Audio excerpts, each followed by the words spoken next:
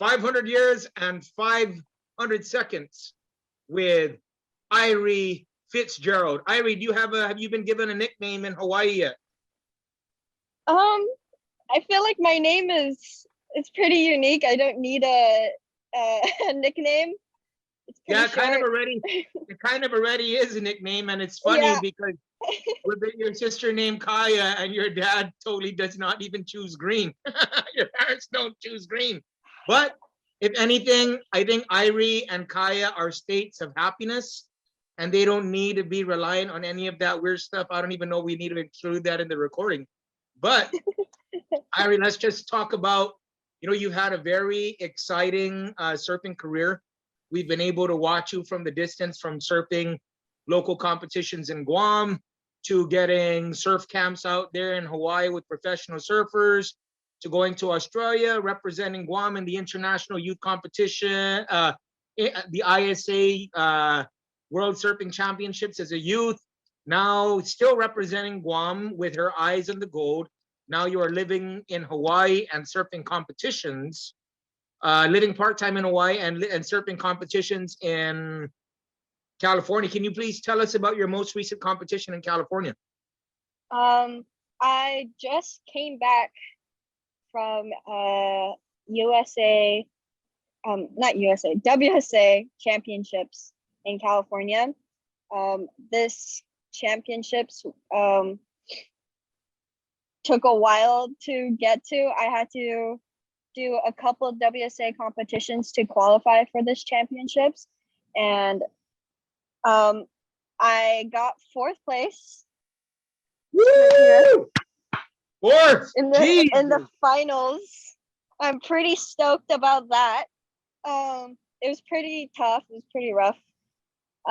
This championships included every single girl that competes on the west coast of California, which is very difficult because it is USA. But not that many people in California surf though. Oh yeah, no one surfs. No one surfs there. There's only like 3 people. And that's only every girl though. Only every girl that competes. So fantastic. That is a ton of people. For those of you who might not know, who've been living underneath a rock, California, between California, Australia, and Hawaii, they could be the surfing capitals of the world, right? On any given day. Yes. So winning. To me, I feel like California, Hawaii, and Australia are the mega of surfing in the surfing world. Now, how long have you been surfing for? I've been surfing for I think around 7 years, I think. 7 years, only 7 years, and you've already competed in Hawaii, competed in California. You surfed Australia, right? Yes, I did. But I didn't compete in Australia. I just went there for training. Wow. Okay. Now, out of all the training that you've done, because I know you did a couple professional camps, and I know before all your surfing, you were an athlete, right? Were they very important in your results? Were they critical in your results in this competition? I've recently been training with Ryan Simmons in California. He was recommended to me from Jared because Jared coaches with him too, and he's very he helps so much with competitive surfing. I've never had any coach that helped me or guide me through competitive surfing, as in tell me my scores or just push me to be better in my heats each time. I've always had, I'd go surf for an hour and a half and then come in and then someone tell me what I did wrong or something like that. But the coach I have now, I'll go out and surf for 15 minutes, which is the amount of time of my heat in a regular competition. And he'll push me to catch 2 good waves, which is maybe like over a certain score that would get me to the finals in a regular competition. And if I don't do that in my first heat, then we'll go back out and do it again. And it's just practice and training. And it helps a lot because when I practice for my competition, before my competition, when it comes to my actual competition, it feels like I'm free surfing and it's not so stressful. Nice. Now, as is Roland as a coach, besides giving you like tactical advice, is he also like a fitness instructor, or does he guide you through those things, or you kind of have that covered on your own? I've been doing the fitness part on my own. There's a lot of, interviews of other pro surfers and other YouTube videos that me and my dad search up to find. And my dad is also used to be a really good athlete too. So he knows a lot of good workouts for specific muscles in my body. And the top parts of my body I mostly work out on are my legs because that's my core. My core and my legs is what really helps in surfing. I already use my arms a lot from paddling, so I don't really work out my arms that much, but the tiny muscles in my legs are what helps me with balance and getting like those perfect turns and perfect roundhouses just like on the dot. So I can really tell if I work out before I go surf or work out before that, I can tell that my surfing is definitely different than just waking up and going to go surf because my muscles are activated.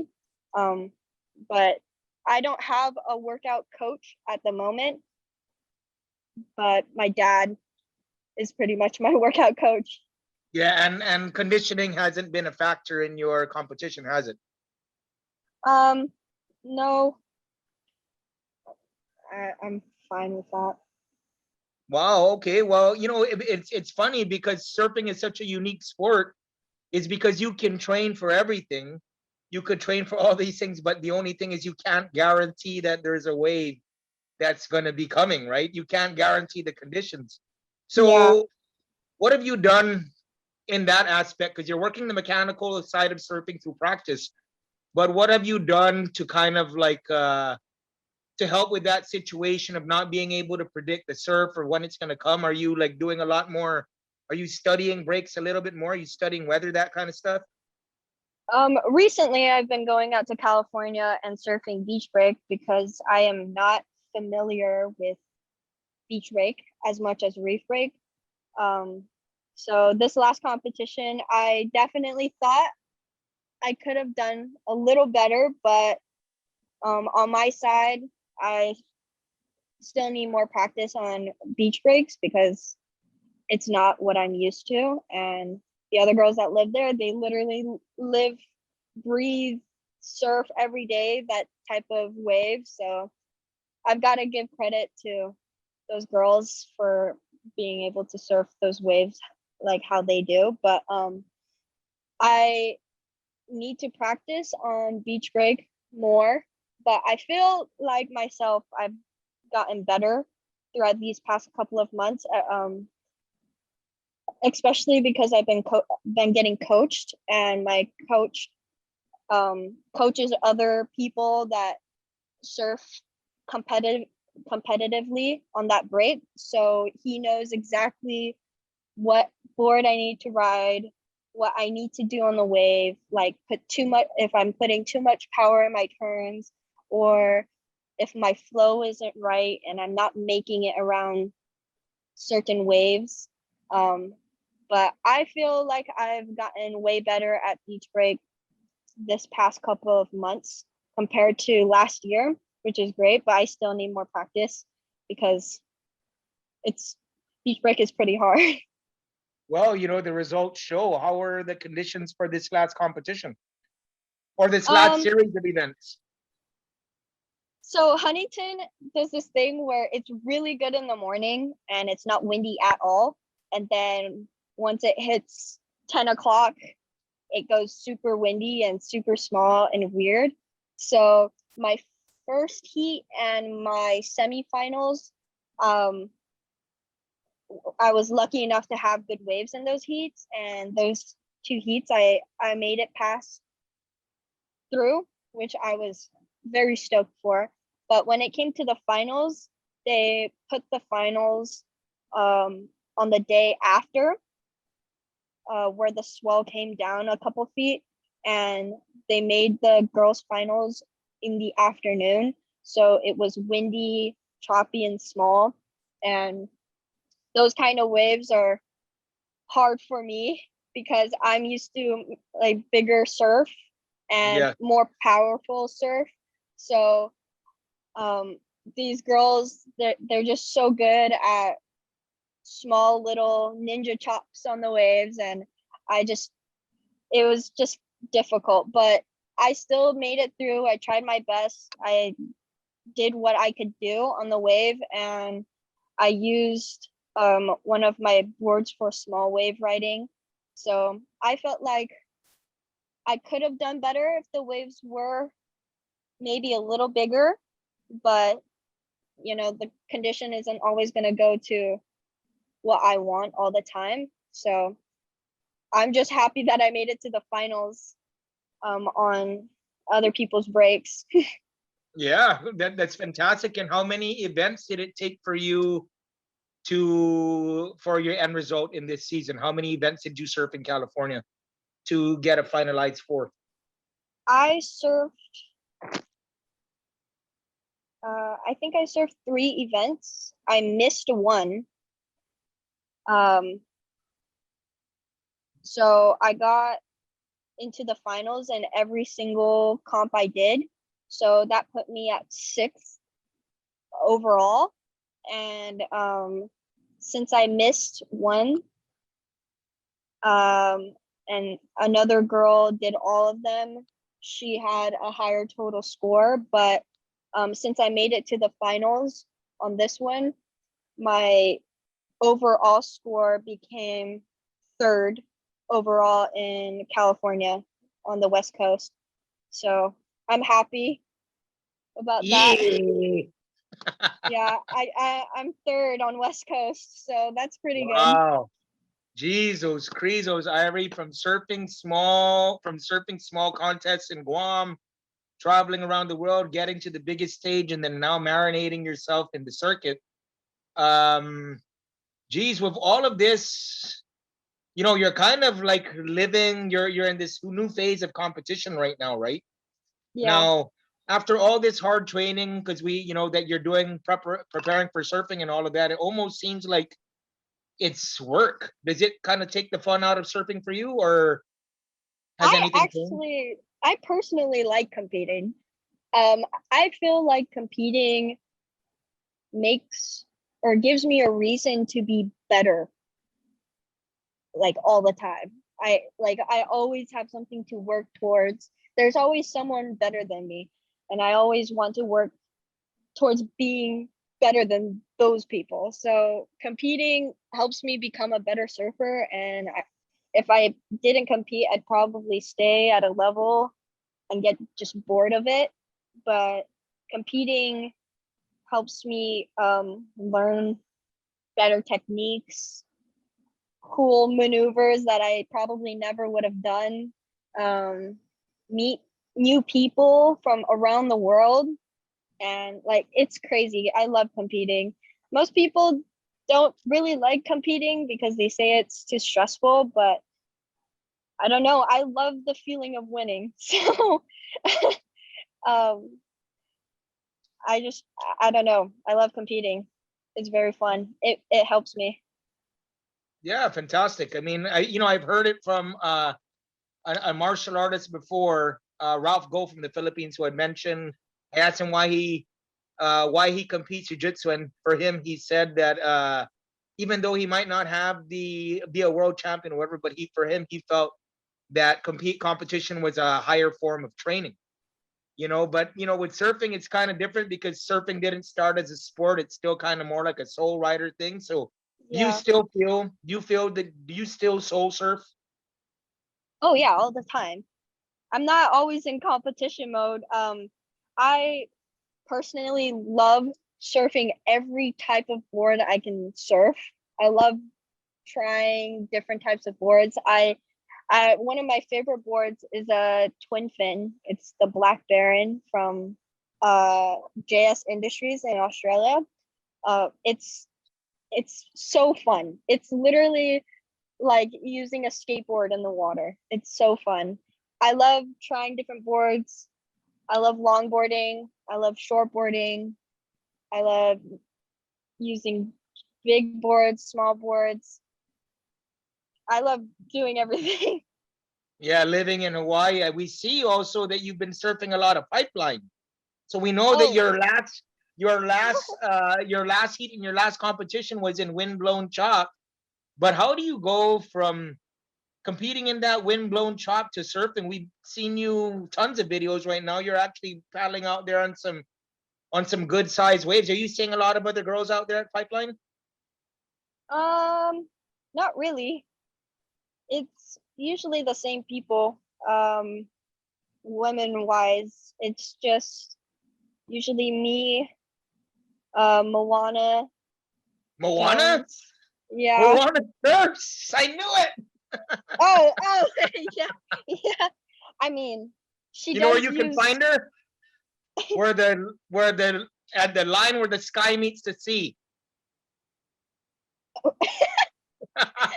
Only you would remember that, Uncle Roman. No, Frank remembers that too. He just won't admit it. But yeah, man, what's that like, Irie? What's that like surfing? You're competing in California, you're living in Hawaii, you're surfing with the pros, you're surfing pipeline. You guys are really living the surfing dream. I remember your early days, when you were competing in Hawaii, your parents used to tell us stories how you guys would travel over there and sometimes even sleep in the car as an entire family. You know, Oh yeah. Actually, this recent trip, me and my dad van lifed it in California. We just stayed right in front of the cup, woke up, surfed, trained, went back to the van, woke up, surfed, trained, and then like it's the life. You got to do what you got to do. I remember when I first started competing here in Hawaii, me and my mom would come and just stay in a little Subaru at Keala's Beach the night before. We would land. I think we would land a day before the competition. Drive all the way to the competition site, stay the night, wake up, comp mode, still kind of jet lag, try and get through my heats. The day finishes and we just have one day to like pack up and then go back home. I remember that. Incredible that you have such an exciting history and you're only 16 years old, right? I'm actually 17. You're 17 now? I'm gonna tell your parents. 18. You're almost 18? Dude, what the heck is going on? Hey, Irie, I was also wondering, like we know that we've seen your videos, and we noticed that you've established a really big following for yourself, especially on TikTok. I remember, what was it, maybe like 2 years ago, we'd heard that you had like something like a million views or something crazy like that.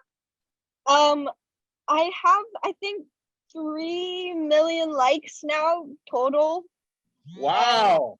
And, I have 53K followers on TikTok.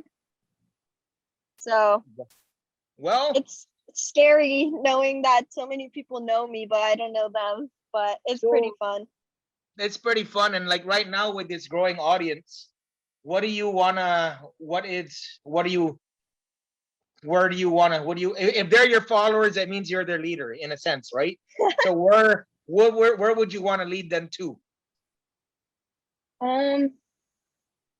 I've definitely gotten a lot of messages from people saying that I help them get the motivation to start surfing, which I love.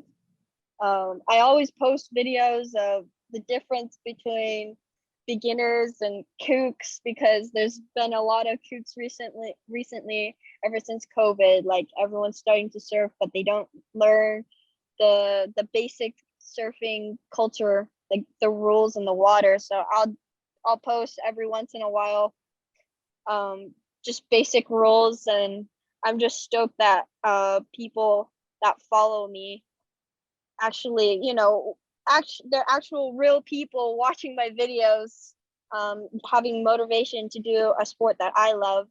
And I've had a couple people come up to me and ask me if I was that one surfer girl from TikTok, and I never know what to say. I I never know what to say. I'm like, there's a lot of surfer girls on TikTok. I don't know if it's me. I've never seen the TikTok stuff, but I do follow your Instagram stuff, and we all know that you shred, but we also notice that you put a lot of videos of yourself not shredding, a lot of videos of yourself just wiping out or just goofing off or whatever. I have a reasoning for that. What is the reason? What is the reason for that? The reasoning for my wipeout videos and putting it in my edits is because I always see these girls and guys that are like really good surfers on, like, they always post their best surfing videos on Instagram and make it look like they're just perfect. Everything they do is perfect.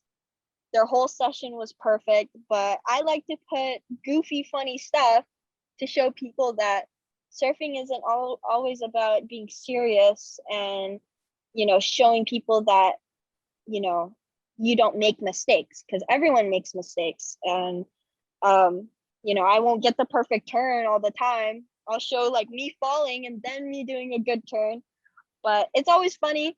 I always watch my videos, and when I make my videos, I enjoy what I make, and I personally think it's funny and enjoyable to watch. And I personally like watching people fall and eat it.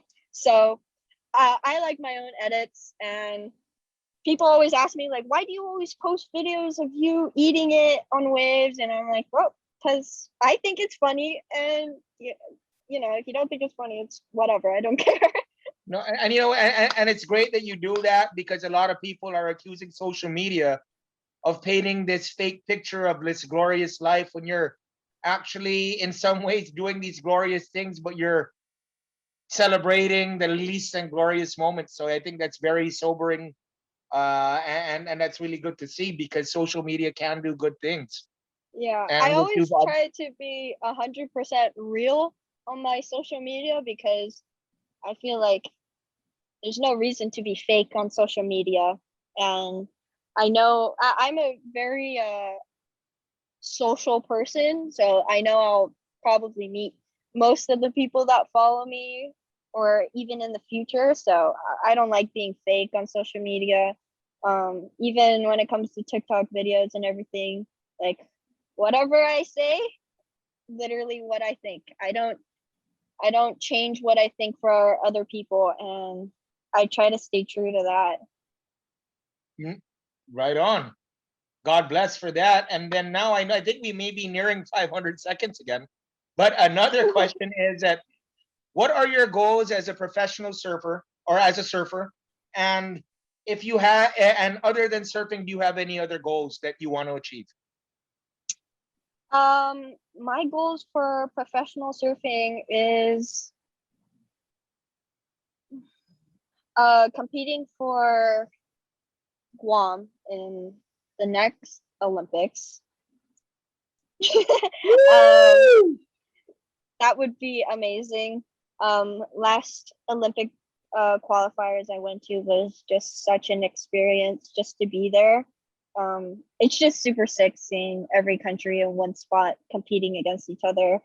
And it's always sick to just, leave with friends that are in Mexico, friends that are in Canada, and then it's just crazy. I love surfing. Surfing brings like every country together, and the surfing community is so big but so small. Like, everyone knows each other somehow. That's why I love it. But I definitely would like to start competing in more professional competitions, like a QS 1000. they WSL recently has been canceling a lot of competitions outside of Australia, which is hard because it's very difficult to get into Australia right now if you don't quarantine in New Zealand. But once they lift a lot of the rules about COVID and hosting competitions, I'd like to start competing in QSs in the women's division. Wow. And doesn't look, since you're already almost 17 years old, or no, are you almost 18? I'm almost 18. Jesus Christos.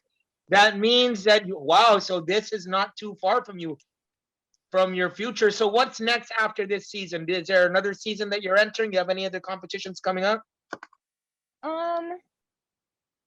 This last WSA championships was probably the last one for a while. I'm not sure of any competitions coming up. I think that HASA, Hawaii Surfing Association here, is supposed to host a qualifying series for the USA Championships in the States, but Oahu hasn't been able to hold any competitions during COVID, and the only island that has been able to hold a competition was Maui. But they also just recently got shut down for holding competitions. So I'm still iffy on that part, but my next big trip is probably going to Guam in August. Guam. Well, Guam is waiting. Yeah, That's it. That's I'm gonna ready be to catch some sick waves. Hopefully there's a really good swell because I'm so stoked to just go surf in really warm water. And we can't wait to surf with you again. And before we close off this 500 seconds, do you have any words of advice for two more questions? Do you have words of advice for any other Guam surfers that want to start competing on a bigger scale? And then part two is, what advice would you have for people that want to get into surfing?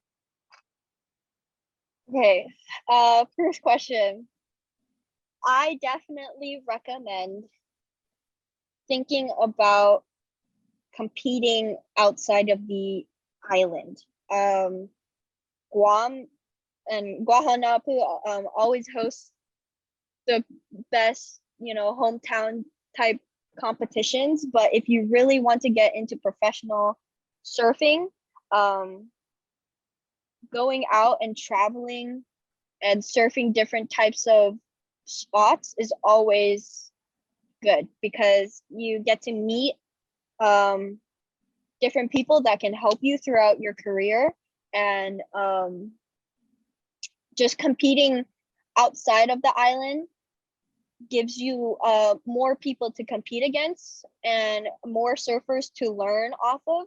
Like when I first started competing in Hawaii, whenever I would just free surf, I would watch other surfers and try and learn how they surfed and what they did on the waves and try and put it into my own techniques. And that helped me become a better surfer on my own without any coaching.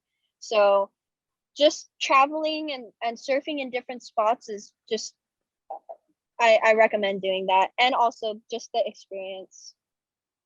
And then also, what was the second one? The second one was a meaning of life. No, the second one was, what advice do you have?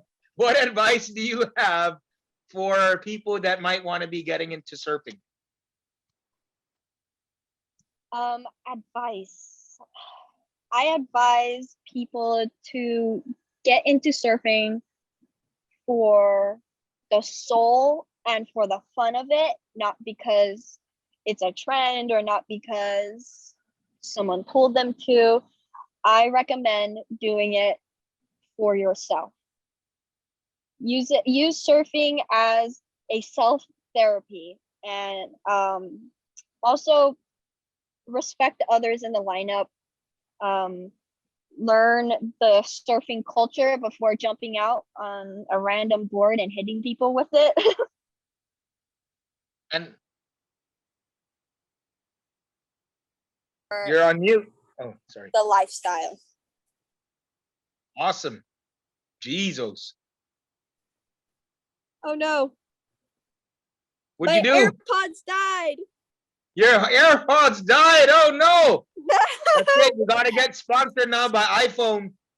By wait. Huh? Yeah. You hear that, Apple? Irie's looking for a cell phone sponsor. No, I'm looking for sponsors.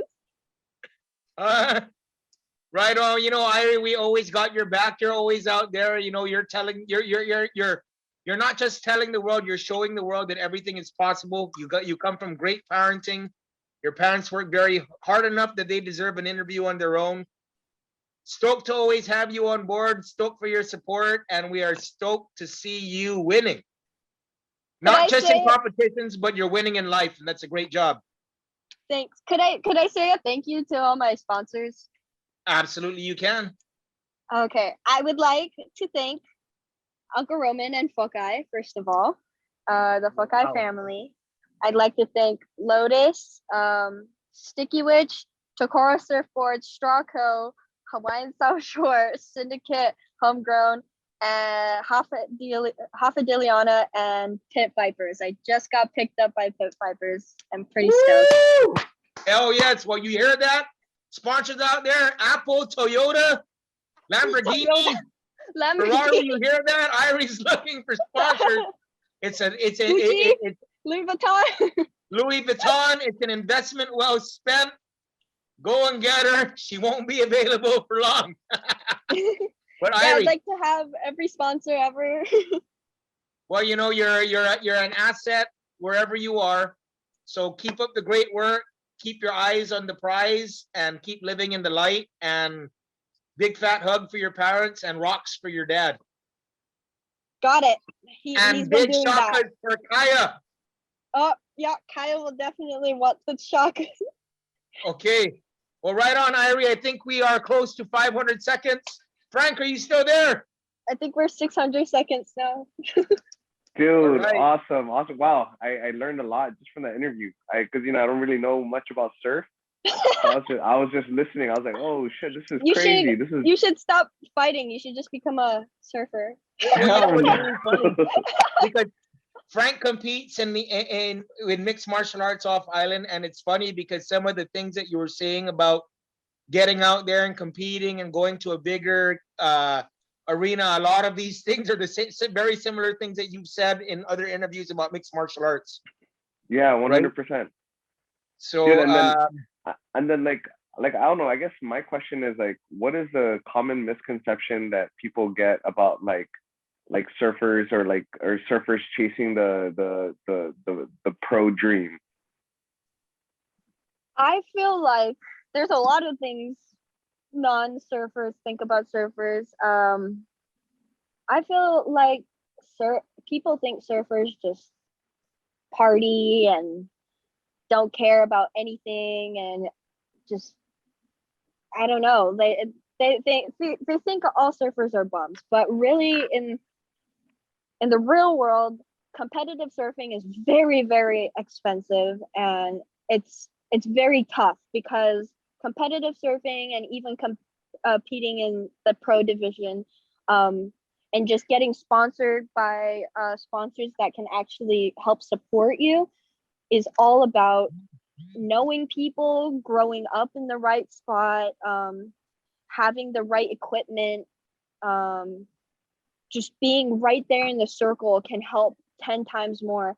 Like me coming from Guam was definitely more harder than someone that grew up, for example, on the North Shore, because as for me, I don't know like a lot of people in the higher surf community, and when I first went to the North Shore and like became friends with a lot of junior pros, I realized that these kids have houses right in front of the best surf spots in the world, and their dad or mom either works for the WSL World Surf League company, or they used to be they used to be past pro surfers, so they already knew people in the industry. So that would help their children succeed, and have these sponsors that can help support them at a younger age. And I just didn't realize that there was this whole culture where kids were being pros already, like built from the ground at 3 years old. And I just came as like a little 13-year-old, not knowing what was going on. So it's a whole giant thing. But if you really want something, and if you really want to make it in pro surfing, you can do it. And I was lucky enough to come from Guam and have a lot of family supporters, which helped me proceed into competing in the ISA Worlds, and even competing in a Olympic qualifier for the Oceania division at 16. So that was just insane.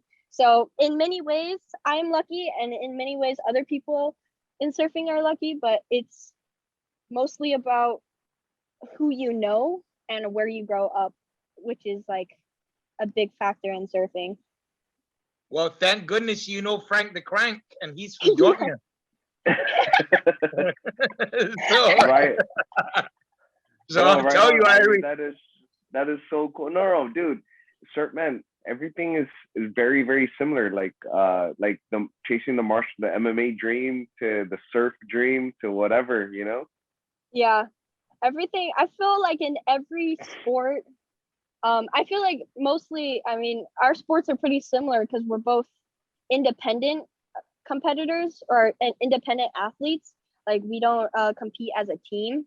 And independent athletes, I feel, work on things way different than team sports. Like everything you do is all on you. Like if you lose, it's all on you. If you win, it's all on you. And everything you do to work towards being a professional, you have to do on your own and find your own way through things. You don't get to just pay for like some manager dude to like give you a bunch of stuff. Like that's not how it works. You gotta learn and weave your own way through being a professional. So surfing is just a way harder sport than most people think. And Yeah. but I love it. I mean, competing is so fun. I love beating people. I mean, this thing looks pretty sick to me. Woo. I got to hold it on the plane ride back, and I was pretty stoked on that. Super stoked. Well, Irie, Frank, thank you guys very much for your time. You're showing everybody, you're leading by example. Keep up the great work. If you stray, we're gonna tell your parents. And